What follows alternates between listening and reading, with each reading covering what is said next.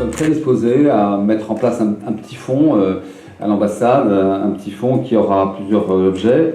D'abord d'aider, c'est une question normale je crois, trouver les moyens de soutenir la presse francophone.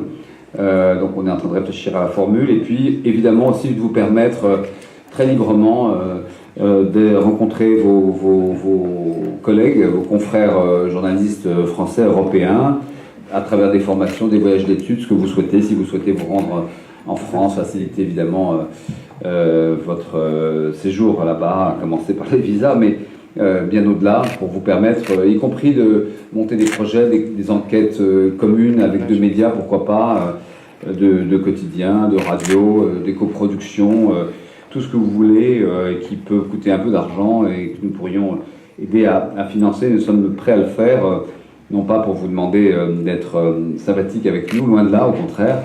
Soyez critiques, c'est très important. On apprend beaucoup de choses aussi en lisant dans la presse et en écoutant la presse sur une relation, mais surtout pour vous permettre d'être vivant et libre et dans la diversité d'expression.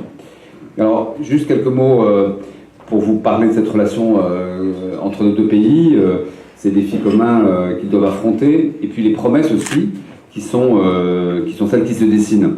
L'année 2016 a été marquée, en tout cas dans la relation entre nos deux pays, par des moments politiques qui ne résument pas toute la relation, puisqu'il y a évidemment les relations entre les sociétés civiles, les collectivités aussi, mais ces moments politiques sont forts, ils sont importants parce qu'ils permettent de mettre en place des moyens, des financements pour accompagner dans cette période très importante la Tunisie. Alors les ministres et secrétaires d'État nombreux sont venus, députés. La Tunisie, il faut vraiment vous le rappeler, est à la mode. Elle est à la mode depuis Hannibal peut-être, mais enfin plus particulièrement quand même depuis 2011. Et quand on parle de Tunisie, dans le monde entier, on parle d'une exception, on parle d'un pays incroyable qui est ouvert sur toutes sortes d'horizons géopolitiques, d'un pays surdoué qui est capable seul de faire son propre chemin sans demander l'avis de quiconque, ni de ses voisins, ni du Nord. Et vraiment, c'est ça l'image de la Tunisie.